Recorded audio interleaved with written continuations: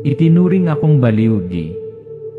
Nang pinagtawanan ako ng mundo dahil sa pag-imbak ng pagkain, bala, at pagsasanay sa pagbaril sa malalim na kakahuyan, hindi nila alam yon. Nakita kong darating ang araw na ito.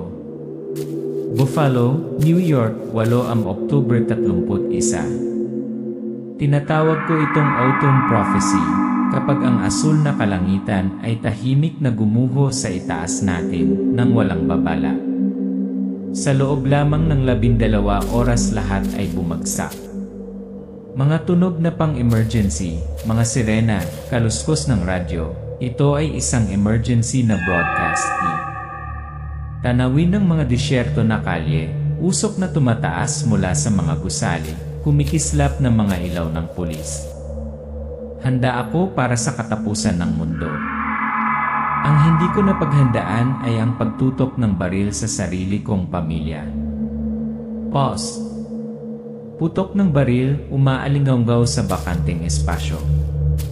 Lumilitaw ang mapa, mga red zone na kumakalat sa bawat lungsod. Buffalo, Rochester, Syracuse. Nakaharap ang kamera sa mukha ni Wade, blanko ang mga mata, nakahawak ang mga kamay sa manibela. Kung nakikinig ka sa kwentong ito, malamang nakaligtas ka rin. Pero tandaan mo ito, ang apocalypse ay hindi dumating na may putok. Dumating ito na may kasamang pag-ungol sa katabing silid.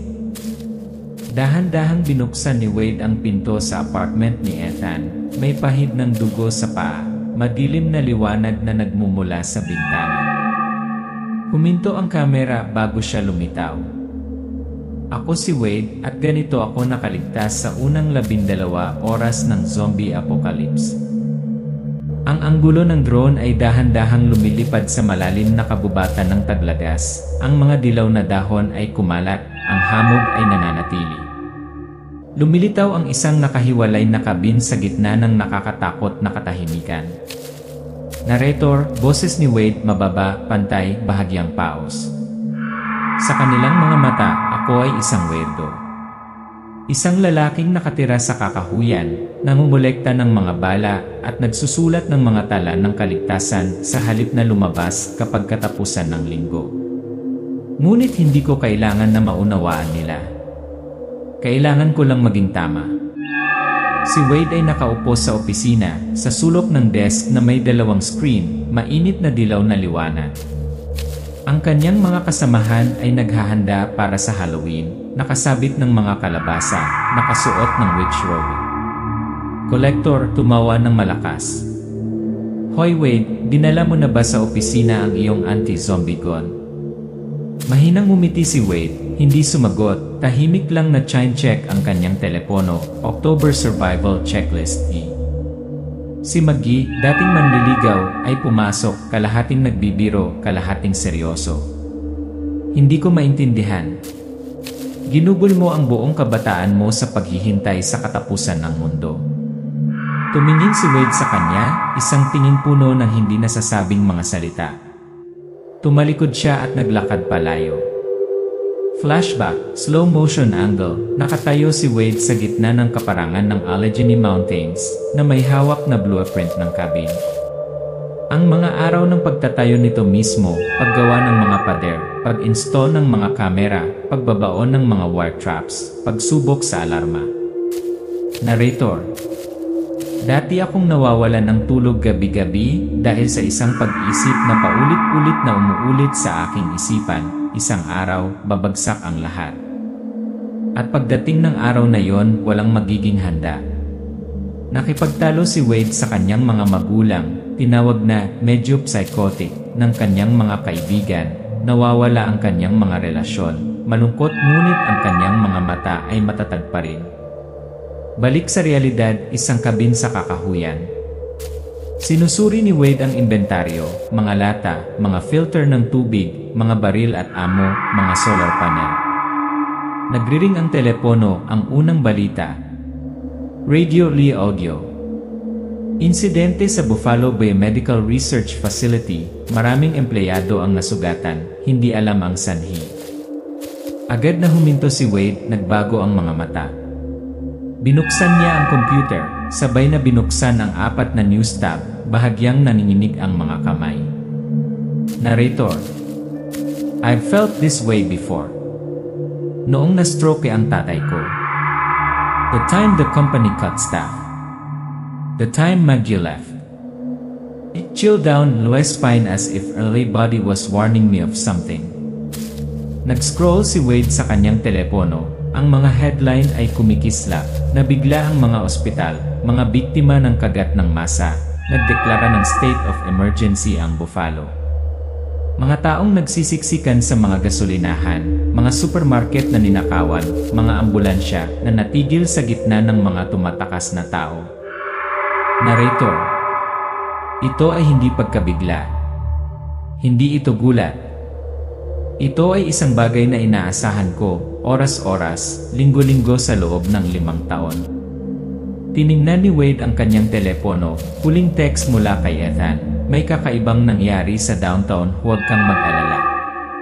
Uwi ako. Tumayo si Wade sa kabin. Huminga ng malalim. Humigpit ang kanyang mga kamay sa kanyang bug-out backpack. Binuksan niya ang safe, inilabas ang Remington. Tiningnan ng amo, kinuha ang dagdag na tangke ng gas. Akala ko ako na ang huling lalaking nakatayo sa isang malaglag na mundo. Pero may dahilan pa pala ako para bumalik din. Sumakay si Wade sa pickup, pinaandar ito. Ang kamera ay nagpan sa mapa sa windshield, ang pulang araw ay tumuturo patungo sa Buffalo. Sa labas, ang langit ay nagsisimula ng maging dapit hapon. Gumulong ang pickup ni Wade sa bakanteng kalsada. Ang mga gulong ay lumulutang sa mga tuyong dahon. Isang shot mula sa likod ni Wade, ang upuan ng pasahero ay isang load na Remington shotgun. Walkie-talkie, flashlight, mga mapa na nakakalat sa dashboard. Narrator sa mahina at mabagal na boses. Nang tumakas ang ibang bahagi ng mundo, ako lang ang sumugod. Hindi dahil sa katapangan, kundi dahil sa lungsod na yon may isang taong minahal ko. Mga abandonadong kalye, isang checkpoint ng militar na nagkakagulo, isang nabaligtad na ambulansya, isang mahabang trail ng dugo na umaagos mula sa gilid ng bangketa hanggang sa bangketa. Isang kumikislap na sign, City Closed Quarantine Zone. Narrator: Napicture ko na ang eksenang ito ng daan-daang beses. Pero sa totoong buhay walang Hollywood soundtrack. Naroon lang ang katahimikan, amoy usok at ang pakiramdam na ang lupa mismo ay nagpipigil ng hininga. Dumating si Wade sa Elmwood Village, ang art district kung saan nakatira si Ethan. Ang graffiti ay nababahira na ngayon ng dugo at itim na usok. Desyerto ang eksena, sira ang mga bintana. Kumikislap ang mga streetlight na parang horror movie. Itinigil ni Wade ang sasakyan, nakahawak ang kamay sa doorknob, ngunit hindi ito agad binuksan. Tumingin siya sa paligid, mabagal na kamera, walang tunog, hangin lang. Narrator: Palaging sinasabi ni Ethan na inspirasyon ng sining ang lugar na ito. Ngayon parang kamatayan lang. Papasok si Wade sa gusali. Isang bakas ng dugo ang umaagos mula sa pasilyo paakyat sa hagdan. Itinaas niya ang shotgun, dahan-dahang naglakad. Ang kamera ay nag-zoom in sa kanyang kamay at pinipiga ang gatilyo. Sa harap ng apartment 312, nakaawang ang pinto. Bahagyang tumapik si Wade gamit ang baril ng baril. Wade, pabulong. Ethan, ikaw pala, buksan mo ang pinto. Walang sumasagot. Itinulak ni Wade ang pinto gamit ang baril ng kanyang baril. Slow motion, madilim ang silid, nakaguhit ang mga kortina. Nagkalat ang mga upuan, libro, damit. Ang tunog ng kinok-nok ay nagmumula sa kwarto. Bumukas ang pinto, isang figura ang lumabas. Masyadong matangkad. Masyadong matigas. Ang liwanag mula sa pasilyo ay nagliliwanag sa mukha, hindi na ito si Ethan. Narrator, boses na basad, nasasakal. Ang aking kapatid na lalaki, ang dating nakikipagtalo tungkol sa musika, nagtuturo sa mga mag-aaral na gumuhit ng mga larawan. Ngayon ay isang zombie na nakasuot ng duguang hoodie. Ang kanyang leg ay napunit. Ang kanyang mga mata ay puti na parang basag na salamin. Mahinang umubol si Ethan, sinunggaban si Wade. Walang pag-aalinlangan si Wade, itinaas ang kanyang baril. Pumutok ang isang putok. Ang mga pira-piraso ng buto at dugo ay tumalsik sa dingding. Nahulog si Ethan. Humihingal si Wade. Hindi umiyak. Hindi sumisigaw. Nakatayo lang. Ang anggulo ng kamera ay mula sa likuran niya, parang nagyelo ang mundo. Natuklasan niya na ang laptop ni Ethan ay baterya pa rin. Lumilitaw ang isang hindi na ipadalang email sa screen kay Wade D. Narrator, nanginginig ang boses ngunit pinipigilan. Wade, tama ka. Hindi ito trangkaso. Kumakalat ang mga bagay ng mas mabilis kaysa sa inaakala ng sinuman. Sa palagay ko ay mayroon ako nito. Huwag mo akong hanapin. Mabuhay ka. Gawin mo ang inihanda ko sa buong buhay ko. At patawarin mo ako dahil hindi kita pinaniwalaan. Eye off ni Wade ang screen. Tahimik na tumayo. Kumuha ng backpack, armas, pagkain mula sa bahay. Hindi umiimik. Paglabas niya ng apartment, nakarinig si Wade ng sigaw mula sa kalye. Isang babae, si Olivia, ang tumatakbo sa kalye, hinabol ng 3 zombie. Bumangga siya sa isang kotse, pinatay ang alarma, inaakit ang mga zombie. Si Wade duck sa likod ng isang pader. Ang mga kamay ay nakahawak sa baril. Nakapikit ang mga mata ng ilang segundo, pagkatapos ay bukas, determinado.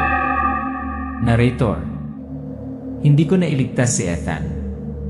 Pero hindi ko na kayang tumalikod ulit. Ito ay hindi na isang pagsubok ng kaligtasan. Ito ay isang pagpipilian upang mapanatili ang isang bahagi ng ating sangkatauhan bago ito mawala kasama ng iba pang bahagi ng mundo. Si Wade ay nakatayo sa tabi ng bintana sa ikatlong palapag, nakatingin sa kaling puno ng mga wasak na sasakyan at mga durog na bato. Umalinggaw ang tunog ng mga busina ng sasakyan sa bakanteng espasyo. Isang figura ang dumaan, si Olivia, sinusubukang takasan ang 3 naglalakad sa likod niya. Ang mga mata ni Wade ay malamig, walang emosyon, ngunit pagkatapos ay nagbago ito. Ang sakit ng hindi niya mailigtas si Ethan ay sumiklab. Mas mahigpit niyang hinawakan ang shotgun. Narrator, mababa, binibigyang diin ang bawat salita. Maaari ko siyang iwan. Bumalik sa kabin. Isinara ang pinto. Nakaligtas. Ngunit kung gagawin ko, ano kaya ang mangyayari sa mga patay? Nagmamadaling lumabas ng gusali si Wade. Isang putok ang tumunog, sasabog ang ulo ng unang lumalakad. Bumagsak si Olivia sa gilid ng kalsada. Kinalagkad siya ni Wade sa eskinita, pabalik sa dingding, humihinga. Olivia, mga 30 anyos, maikli ang buhok, toned figure, malalim na hiwa sa binti, dumudugo pa. Nakasindak siyang tumingin kay Wade. Olivia, hinihingal. Sino ka? Wade. Isa lang ang natitira. Katahimikan. Tanging tunog ng tibok ng puso at mabilis na paghinga. Tinitingnan ni Wade ang sugat. Umikot si Olivia, naghinala. Wade, malamig. Kung makagat ka, hindi ako magdadalawang isip.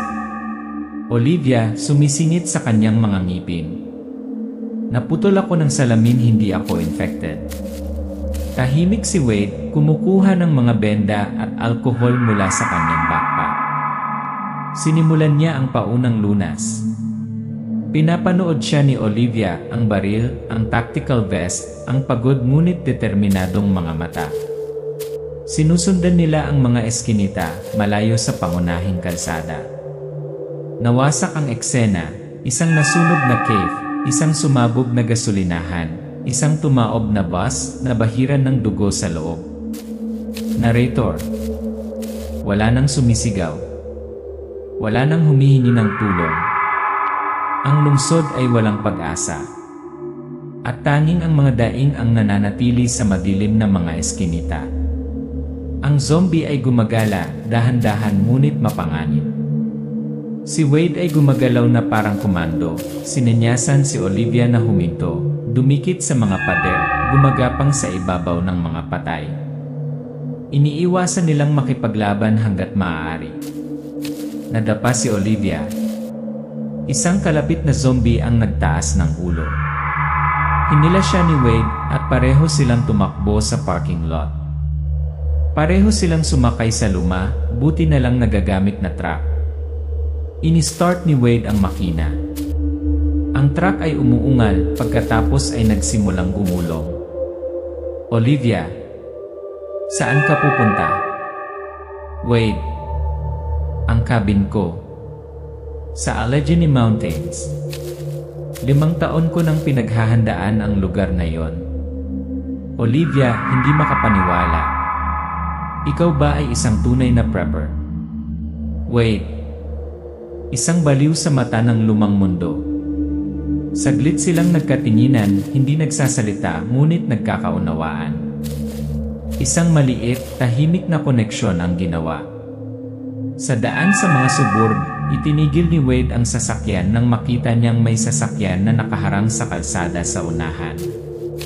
Tinitingnan niya ang kanyang mga binocular, isang grupo ng mga armadong lalaki, 4 o 5, na nakatayo malapit sa isang inabandonang gasolinahan. Olivia. Pulis? Wade, iling-iling. Hindi. Mga nakaligtas. Gutom. Desperado. Armado. Mas mapanganib kaysa sa mga zombie. Nagpa siya ang 2 na lumiko sa landas. Ngunit napansin ng isa sa grupo ang ingay at itinuro ang kanilang direksyon. Maikling eksena sa paghabol, putok ng baril, lumihis si Wade, bumagsak ang kotse sa mga hadlang na gawa sa kahoy, mga gulong na sumipa sa mga bato. Isang bala ang dumaan sa mga headlight. Narrator. Kapag gumuho ang mundo, nawawala ng diwa ang mga tao. At muli ang mga nakaligtas ay ang pinakamabilis na pumatay. Scene 6, nagiging kasama Jenny Lee Estranjero. Pagkatapos makatakas sa grupo, dumilim. Huminto si Wade sa isang kagubatan sa tabi ng kalsada, tinitingnan ang mapa. Nakatulog si Olivia na nakasandal sa pintuan ng kotse. Umupo si Wade, nakatingin sa kanya, pagkatapos ay sa langit, puno ng mga bituin. Wade, pabulong, kinakausap ang sarili. Nakaligtas tayo pero tao pa rin ba tayo? Iminulat ni Olivia ang kanyang mga mata, tumingin sa kanya, umiti ng mahina. Olivia, salamat dahil hindi mo ako iniwan. Wade, ginawa ko na yan dati. Sa ibang tao. And I have to live with it forever. Pareho silang tahimik, parang naintindihan nila, lahat ng tao may sakit sa nakaraan, pero iba na ang pinili nila ngayon. Aerial view, camera pan sa ibabaw ng kagubatan sa gilid ng bundok. Ang sasakyan ni Wade ay dahan-dahang bumaba sa isang paikot-ikot na maruming kalsada. Sa dulo ng kalsada ay isang maliit na kahoy na kabin na napapalibutan ng barbed wire, solar panel, at satellite antenna. Narrator. Tinatawag nila itong mga bunker. Tinatawag ko itong tahanan. Binuksan ni Wade ang bakal na pinto na nagpapakita ng isang minimalist ngunit napakaayos na espasyo sa loob, mga dilatang pagkain na nakasalansan sa bawat buwan, mga baril na nakasabit sa dingding, mga detalyadong mapa ng lugar. Olivia, pabulong. Dito ka nakatira mag-isa. Wade, hindi nabubuhay.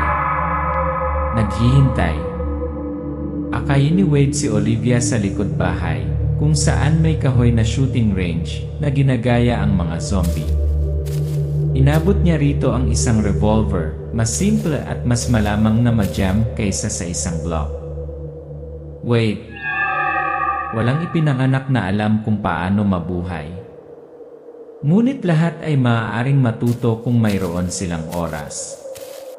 Ginagabayan niya siya sa kanyang kinatatayuan, sa kanyang paghinga, sa kanyang gatilyo. Nami-miss ni Olivia ang kanyang unang target, ngunit determinado siya. Tinuturuan siya ni Wade kung paano magbait ng wire trap, magsala ng tubig, magtanim ng mga gulay na hydroponically sa loob ng bahay. Si Olivia ay nagiging mas maliksi, mas tumpak, at hindi gaanong natatakot. Narrator. Ang bagong mundo ay hindi nangangailangan ng pagiging perpekto. Kailangan nito ng kakayahang umangkop. At si Olivia napakabilis na umangkop. Gabi. Pinapaandar ni Wade ang radyo sa control room. Isang mahinang signal ang narinig, isang palitan ng mga nakaligtas. Boses ng babae, radio, mababa. Ang mga alinggaw ng isang puta sa mga bundok pagkain, malinis na tubig, matataas na pader ang mga coordinate ay. Pagkagambala. Tumahimik si Wade. Pumasok si Olivia, nag-aalalang nakatingin sa kanya. Olivia, may nagsabi sa akin tungkol sa lugar na ito. Wade. O sinusubaybayan ng radyo. O may naunang iniwan ng buhay. Security camera sa labas, 5 figure na nakatago sa kakahuyan, mga baril sa balikat, lumang jacket, pinangungunahan ng isang lalaking naka-red bandana. Kinabukasan. Sa burol sa tapat ng kabin, ang mga pulang bandana ay nakatayong nanonood. Nagbubulungan, tumuturo. Mahina ang ngiti ng red bandana, dinilaan ang kanyang mga labi. Red bandana. 2 tao. Sistema ng elektrikal. Mga baril. Malinis bilang base militar noong panahon ng digmaan. Kukunin natin. Sa loob ng kabin, tumitingin si Wade sa kamera, kitang-kita ang mukha ng bawat tao. Tahimik niyang sinusuri ang mga bitag, naglalagay ng mga bala. Iniabot kay Olivia ang walkie-talkie. Wait. Kung mahulog ako, tatakbo ka sa kakahuyan. Huwag ka nang bumalik. Olivia. Hindi. Mananatili ako sa oras na ito. Ang langit ay kumukupas. Ang hangin ay sumipol sa mga puno. Eksaktong 4 oras 48 minuto, Jess, ang unang bitag ay lumalabas. Isang sigaw. Isa sa mga lalaki ang naipit ang kanyang paa, hinila pababa sa hukay. Ang mga red bandana ay kumalat, nagsasara mula sa 3 direksyon. Sinusundan ni Olivia ang tamang posisyon, bintana sa 2nd palapag, nakahanda na ang baril. Gumamit ng binocular si Wade, 2 north. 3 front door. Matalas ang boses. Sigaw ng red bandana mula sa bakod. Red bandana. Ayaw namin ng pagdanak ng dugo. Silungan lang. Wade sa loudspeaker. Walang nag-imbita sa'yo dito. Bumalik ka o manatili ka. Katahimikan. Pagkatapos ay ang tunog ng putok ng baril, mga bala na napunit sa hangin. Tense na eksena sa labanan, sina Wade at Olivia ay nananatili, gamit ang bawat sulok ng kabin. Isang lalaki ang pumasok sa bubong, binaril siya ni Olivia sa dibdib. Tumalsik ang dugo sa bintana. Pinatay ni Wade ang 3 lalaki sa makitid na pasilyo gamit ang isang kutsilyo. Red bandana ang huling natira. Siya ay nasugatan, gumagapang sa ilalim ng bitad ng kamera. Itinaas ni Wade ang kanyang baril, pinigilan siya ni Olivia. Olivia, kami iligtas siya. Tumingin si Wade kay Red Bandana, ang kanyang mga mata ay nagpapaalala sa kanya ng kanyang sariling nakaraan, isang survivor na hinahamak ng mundo. Wade, malalim. Hindi dahil karapat-dapat siya, ngunit dahil tao pa rin tayo. Siya ay nagpaputok sa hangin, isang babala. Tumatakbo ang red bandana sa takot, tumutulo ang dugo sa lupa. Ito ay umaga. Ang isang magaan na ambon ay nakasabit sa ibabaw ng kabin. Ang tanawin ay tila payapa, ngunit ang lupa ay nabahiran pa rin ng dugo. Ang mga katawan ng mga umaatake ay nakabaon sa kakahuyan. Si Olivia ay naghuhugas ng kanyang mga kamay sa malamig na tubig. Si Wade ay pinalitan ang mga baterya sa surveillance camera. Narrator sa boses ni Wade. Kapag natahimik ang lahat, akala mo yun na ang katapusan. Ngunit kung minsan, kung ano ang natitira pagkatapos ng mga putok ay ang tunay na pagsubok. Nang gabing iyon, sa tabi ng maliit na apoy sa kabin, nakaupo si Olivia na may kumot, nakatingin sa malayo. Olivia, kung mabubuhay lang tayo ng ganito magpakailanman, magtatago magpakailanman, mag-aaway magpakailanman, ano ang saysay? Wade, nag-iisip. Nagtatanong ng tamang tanong sa maling oras. Marahan siyang umiti pagkatapos ay tumahimik. Olivia, hindi. Seryoso ako. Ayokong mag-exist lang. Gusto kong maniwala na may worth living for. Natahimik si Wade. Huminto ang kamera sa kanyang mga mata mula sa pagdududa hanggang sa pagmumuni-muni. Narrator. Nakaligtas ako hindi dahil mas malakas ako. Mas handa ako. Ngunit hindi ako naging handa na harapin ang pananampalataya. Gabi. Isang busina ng kotse ang tumunog sa di kalayuan. Tumalon si Wade, tiningnan ang sistema ng kamera. Isa pang grupo ng mga tao, 5, 6 na tao, ang tumakbo sa kakahuyan, hinabol ng malaking grupo ng mga zombie. Kabilang sa kanila, mayroong isang dating miyembro ng grupong Red Bandana, ngayon ay nasugatan, nataranta, sumisigaw ng tulong. Olivia sa mahinang boses. Siya yon, gusto niya tayong patayin. Hindi sumagot si Wade. Bahagyang nanginginig ang kanyang mga kamay, nakadikit ang mga mata sa screen. Inilagay niya ang kanyang kamay sa kanyang balikat. Olivia, tao-tao pa rin tayo. Tama. Binuksan ni Wade ang speaker sa labas ng cabin. Wade sa ibabaw ng speaker. Kanluran, pagbubukas. Huwag tumigil. Huwag lumapit. Narinig ng kabilang grupo, nagpalit ng direksyon.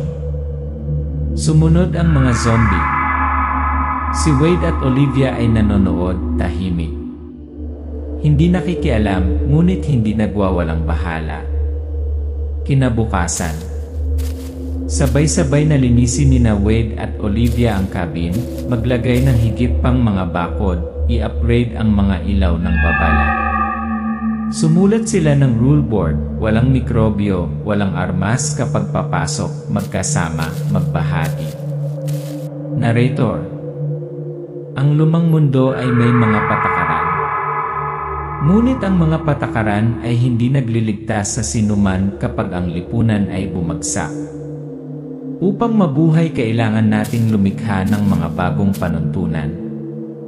Gumuhit si Olivia sa dingding na gawa sa kahoy, apoy, simbolo ng pag-asa. Tumingin si Wade, hindi nagsasalita, ngunit bahagyang tumango. Olivia, dati kang nakatira mag-isa. Ngayon kung may darating. Wade, kami ang pipili. Kung sino ang karapat-dapat lalakad sa pintuan. Unti-unting tumataas ang drone camera. Maliit na kabin sa gitna ng kagubatan. Isang bagong itinayong kahoy na karatula, safe zone, do not approach without signal. Sa ibaba ng kagubatan, ang bawat anino ng zombie ay gumagala ng walang patutunguhan, walang target, walang kaluluwa. Narrator sa boses ni Wade, dahan-dahan. Hindi natin maililigtas ang mundo. Ngunit pinapanatili namin ang isang bahagi ng aming sarili. At kung minsan, iyon lang ang kailangan upang magsimulang muli.